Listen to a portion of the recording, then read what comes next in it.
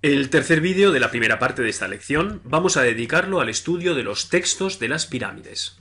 Mientras que el interior de las pirámides de los reyes de la tercera dinastía, de la cuarta dinastía y de casi toda la quinta dinastía es anepígrafo, es decir, carece por completo de textos, las cámaras y los corredores de las pirámides del último rey de la quinta dinastía, Unis, de los reyes de la sexta dinastía, Teti, Pepi I, Merenre y Pepi II, y de algunas de sus esposas, y del rey de la octava dinastía ya en el primer periodo intermedio, Ibi, se llenan de textos funerarios que conocemos con el nombre de textos de las pirámides. Se trata del corpus de textos religiosos y funerarios más antiguo de la historia de la humanidad.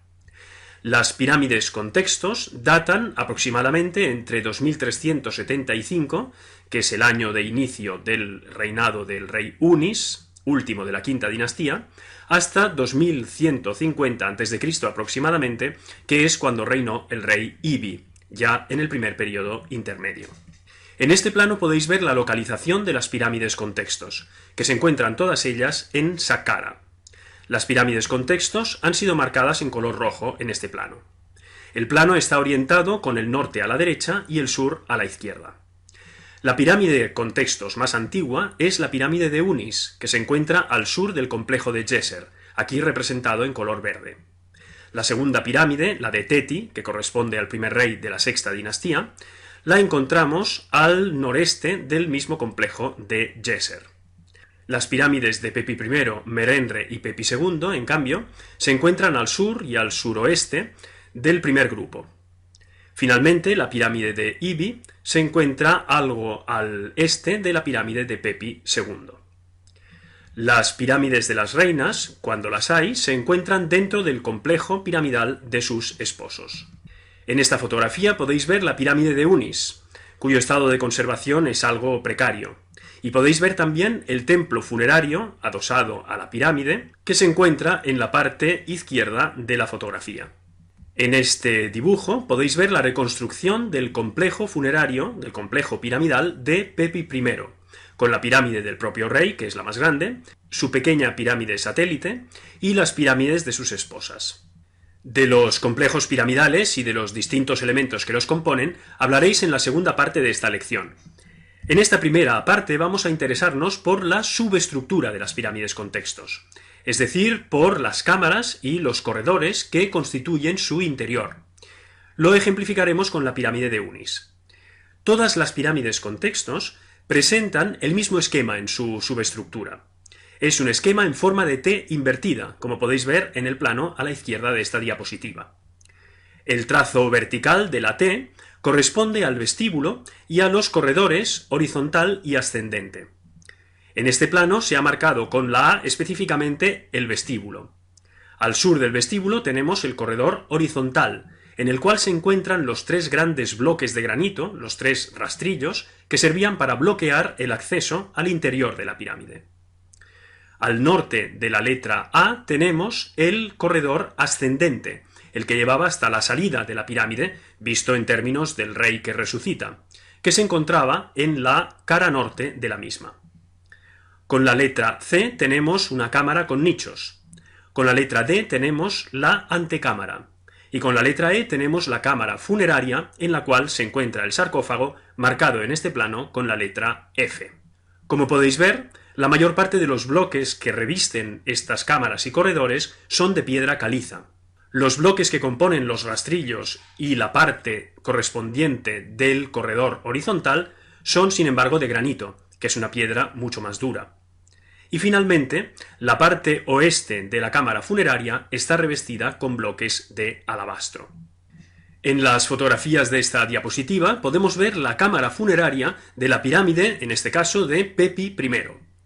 En la fotografía de la izquierda, que está tomada mirando hacia el oeste, podemos ver el sarcófago y delante de él un bloque cuadrangular de piedra sobre el cual se colocaron los vasos canopos que contenían las vísceras del rey difunto. En la fotografía de la derecha, que está tomada mirando hacia el este, podemos ver el pequeño corredor que comunicaba la cámara funeraria con la antecámara. En las fotografías de esta otra diapositiva podemos ver a la izquierda el mismo sarcófago, visto esta vez desde la antecámara, y en la fotografía de la derecha una parte del corredor horizontal. Como podéis ver, todas estas cámaras y corredores están profusamente decorados con textos de las pirámides. En esta otra diapositiva tenemos dos detalles de estos textos, correspondientes a la cámara funeraria de la pirámide de Pepi I.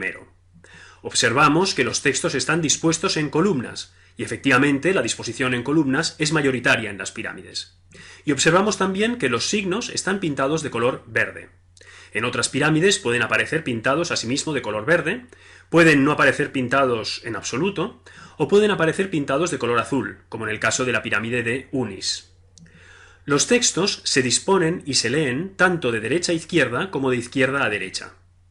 Sabed ya desde ahora que los textos jeroglíficos se empiezan a leer por allí por donde miran los signos que representan seres vivos. En un texto, todos los seres vivos miran siempre en la misma dirección. Si miran hacia la derecha, el texto se lee de derecha a izquierda, como ocurre con la fotografía de la izquierda de esta diapositiva. Si miran hacia la izquierda, el texto se lee de izquierda a derecha, como ocurre con la fotografía de la derecha. Conozcamos con más detalle los textos de las pirámides y empecemos por la cuestión de su antigüedad, puesto que la fecha de documentación, es decir, el momento en que los textos son esculpidos en las cámaras y en los corredores de las pirámides, no tiene por qué coincidir con la fecha de creación de los textos. Sabemos, en efecto, que muchos pasajes fueron compuestos a finales del Reino Antiguo, en el momento en que los textos estaban siendo esculpidos en las pirámides.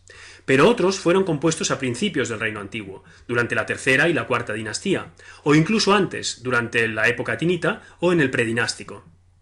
Lo sabemos por cuestiones de lengua, pero también por cuestiones de contenido.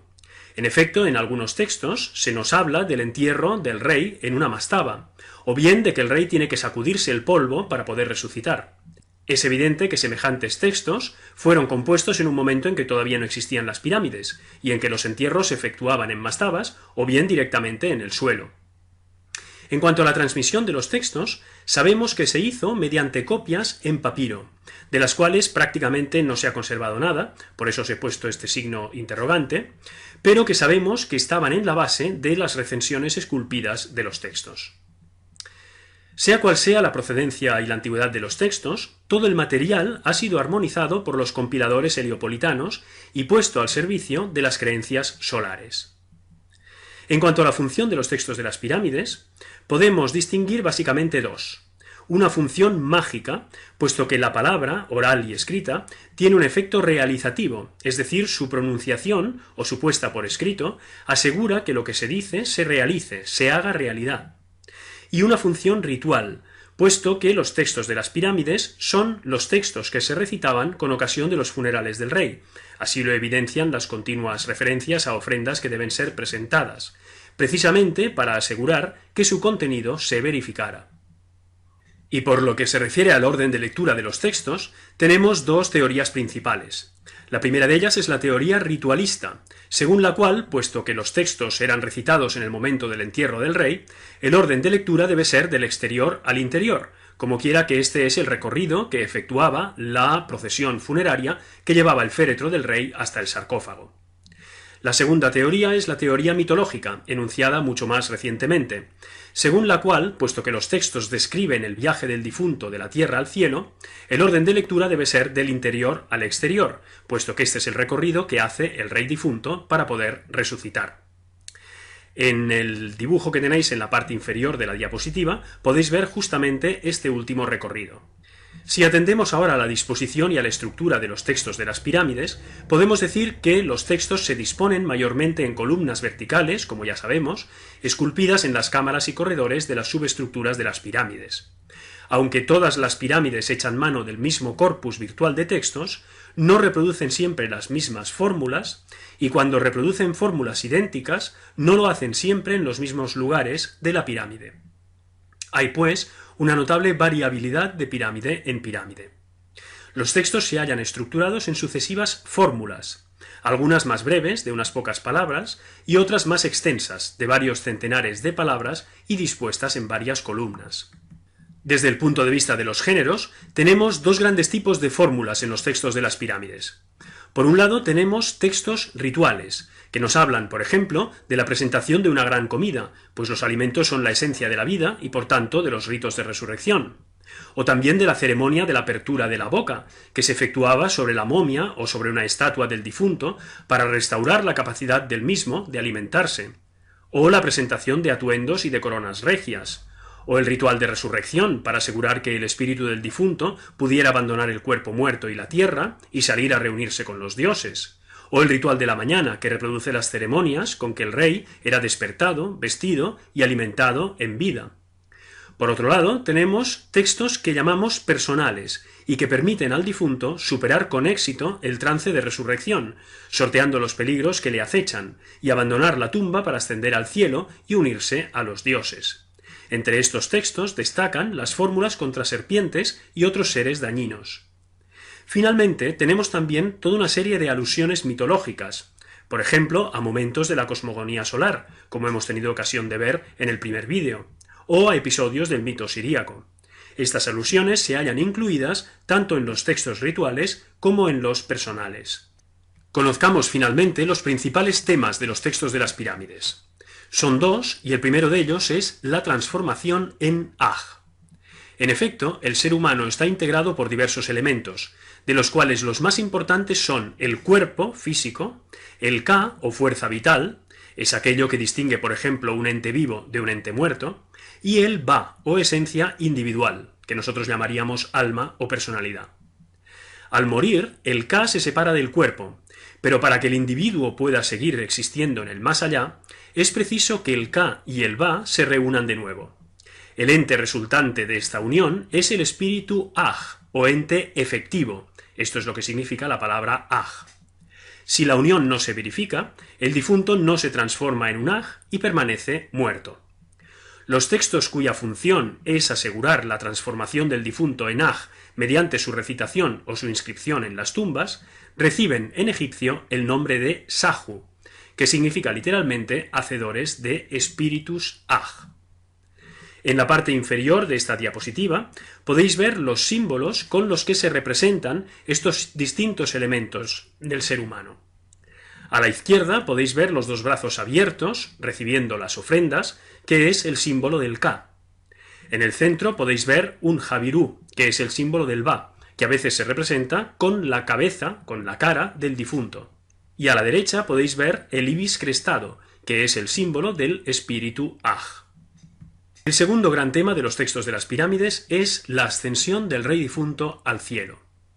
Después de ser colocado en el sarcófago de la pirámide, en efecto, el rey difunto empieza un proceso de regeneración y resurrección que supone un viaje desde la Duat o mundo inferior, donde se encuentra el sarcófago y que coincide con la cámara funeraria de la pirámide, hasta la Ajet u horizonte oriental del cielo, por donde surge el sol desde el mundo inferior, que coincide con la antecámara. La palabra Ajet está compuesta a partir del término Aj y significa, literalmente, lugar de conversión en espíritu Aj, o sea, en un espíritu regenerado y efectivo, resucitado. A partir de aquí, el viaje sigue por el corredor y el corredor ascendente de la pirámide, que conduce al difunto hasta las estrellas imperecederas, es decir, el conjunto de los espíritus Aj, que son, en este caso, los antepasados reales, los reyes que han precedido al difunto. Las estrellas imperecederas se hallan en el norte, y de ahí que el corredor ascendente esté situado siempre en la cara norte de las pirámides. Llegado al cielo, el rey difunto se halla en el dominio de su padre, Re, el dios Sol. En el dibujo de la derecha de la diapositiva podéis ver este recorrido que acabamos de describir. Las dos cámaras de la pirámide son llamadas Duat y Ajet, como sabemos, y como vemos por sus nombres escritos, en oblicuo, encima de los techos de las mismas. Los pájaros y las flechas indican la dirección de lectura y el orden de lectura de los textos, del oeste al este y del sur hacia el norte. Y ahora os invito a leer algunos pasajes que describen momentos del viaje del rey difunto hacia el cielo. El primero de ellos reza así: que se coloque para él, es decir, para el rey difunto, una escalera hacia el cielo, para que él pueda ascender a través de ella al cielo. Él ascenderá sobre el humo de la gran incensación. Este Unis volará como un pájaro, y se posará como un escarabajo. volará como un pájaro y se posará como un escarabajo en el asiento vacío del barquero que está en tu barca, oh Re. Un segundo texto reza de esta manera: aquel que vuela ha volado. Pepi ha volado lejos de vosotros, oh seres humanos. Él no es para la tierra, Pepi es para el cielo. Este Pepi ha ascendido hacia el cielo como una garza. Este Pepi ha besado el cielo como un halcón. Este Pepi ha recorrido el cielo como Horus de la Ajet, es decir, como Horus del horizonte. Esta es una forma solarizada de Horus, como quiera que el horizonte es por donde surge el sol naciente. Un tercer texto dice lo siguiente: qué hermosa es la visión, qué agradable es la contemplación, dicen ellos, dicen los dioses, de la ascensión de este dios hacia el cielo, de la ascensión de Unis hacia el cielo. Sus Bau es el plural de Ba, están sobre él, su terror está junto a él, su poder mágico está en sus pies. Han ido hacia él los dioses y las almas de Pe, los dioses y las almas de Negen, los dioses que están en el cielo, los dioses que están en la tierra, para hacer soportes para Unis con sus brazos. Oh Unis, puedas tú ascender al cielo. Las almas de Negen y las almas de Pe son las almas de Hieracómpolis y las almas de Buto, es decir, las almas de las capitales simbólicas del Alto Egipto y el Bajo Egipto respectivamente. Se trata en realidad de los antepasados míticos del rey, en tanto que rey del Alto y del Bajo Egipto. A veces el proceso de ascensión se produce en medio de cataclismos naturales, como en este pasaje. Las aguas de la vida que están en el cielo han venido, las aguas de la vida que están en la tierra han venido. El cielo arde por ti, la tierra tiembla por ti, antes del nacimiento del Dios. Las dos montañas se han separado, el Dios ha venido a la existencia, el Dios ha tomado el poder en su cuerpo. Las dos montañas se han separado, este Pepi Neferkare ha venido a la existencia, este Pepi Neferkare ha tomado el poder en su cuerpo. Sin embargo, el texto más conocido y que probablemente llama más la atención es el llamado Himno Caníbal, que se encuentra inscrito solo en las pirámides más antiguas, la de Unis y la de Teti. Dice así: es Unis el que come seres humanos, el que vive de dioses. Es Gensu, un dios, como acuchillador de los señores, el que los degollará para Unis, y extraerá para él lo que está en sus cuerpos. Es Shesmu, otro dios, el que los troceará para Unis, y cocinará con ellos un manjar para él en sus hogueras del atardecer. Unis es quien se come sus magias, quien se traga sus espíritus Aj. Los mayores de entre ellos son para su desayuno, los medianos de entre ellos son para su merienda, los pequeños de entre ellos son para su cena, los viejos y viejas de entre ellos son combustible para sus hornos. Unis se alimentará de los pulmones de los que son sabios, y se complacerá de vivir de corazones, así como de sus magias. A veces, una vez que llega al cielo, el rey se comporta de manera muy parecida a como lo ha hecho en vida. Pepi Neferkare ha venido porque puede ascender al cielo. Pepi Neferkare puede explorar el firmamento. Pepi Neferkare dará gracias a su padre Re y se manifestará como Horus, porque Pepi Neferkare ha venido en tanto que él. Pepi Neferkare dará órdenes. Pepi Neferkare concederá Kau, es decir, fuerzas vitales. Kau es el plural de la palabra Ka. Pepi Neferkare asignará plazas. Pepi Neferkare hará ofrendas. Pepi Neferkare oficiará rituales. Él es Pepi Neferkare. Pepi Neferkare es el único del cielo, el que ejerce el poder cuando actúa, el primogénito de Nut. Como veis, el texto nos dice que Pepi Neferkare ha venido en tanto que Horus. Puesto que Horus es el dios consubstancial con el rey vivo, Pepi Neferkare sigue haciendo en el cielo exactamente lo mismo que ha hecho en vida. Si os interesan los textos de las pirámides y las pirámides con textos, podéis ver estos enlaces que os indicamos en esta diapositiva.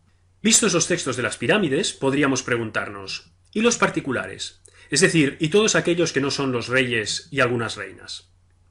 En este sentido es importante tener bien presente que el mundo funerario de los reyes y el mundo funerario de los particulares son notablemente distintos durante el Reino Antiguo.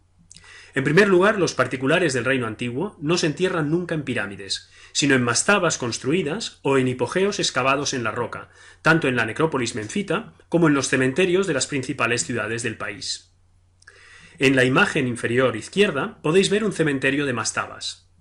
Una mastaba es una tumba que tiene dos partes, una subestructura excavada en el suelo y una superestructura construida por encima del nivel del suelo, de planta cuadrada o rectangular, que es maciza, en el caso de mastabas pequeñas, pero que puede tener toda una serie de habitaciones en el caso de mastabas más grandes, por ejemplo, las correspondientes a los altos oficiales. En la fotografía de la derecha podéis ver las entradas de toda una serie de hipogeos de la necrópolis de Asuán, correspondiente a la sexta dinastía. Todas las tumbas del reino antiguo, eso sí, comportan siempre una estela de falsa puerta para el culto funerario. La falsa puerta sirve al Ka del difunto para poder venir del más allá y aprovisionarse de las ofrendas funerarias depositadas en el altar situado justamente ante la estela de falsa puerta misma. La estela de falsa puerta no es algo exclusivo de los particulares, sino que se encuentra también en los templos funerarios de los reyes.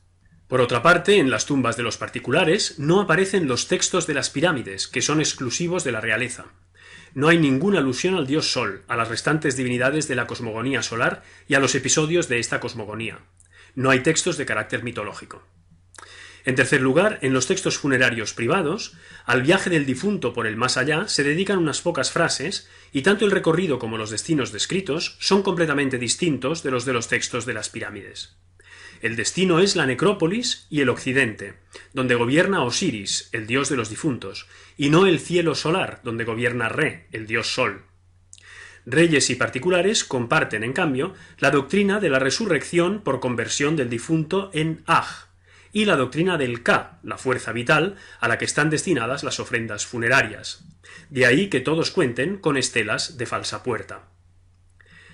En cuarto lugar, los temas principales de los textos funerarios de los particulares son la fórmula de ofrendas y la enumeración de las ofrendas funerarias y de las prerrogativas concedidas al difunto, el cursus honorum del difunto, es decir, la enumeración de sus cargos y títulos, y en algunos casos la autobiografía del difunto, es decir, la alusión, más o menos estereotipada, a algunos episodios de su vida. Finalmente, los muros de las tumbas de los particulares se decoran con relieves o pinturas que muestran escenas funerarias, por ejemplo el difunto sentado ante la tabla de ofrendas o desfiles de porteadores de ofrendas, y escenas de la vida agraria o actividades más o menos estereotipadas del difunto, como la pesca y la caza de aves en las marismas, que es lo que podéis ver en las dos imágenes situadas en la parte inferior de la diapositiva, que siempre están dotadas de un simbolismo funerario. No hay en ningún caso escenas rituales o mitológicas. Y esto es lo que distingue fundamentalmente el programa decorativo de estas tumbas privadas y el de los complejos piramidales de los reyes.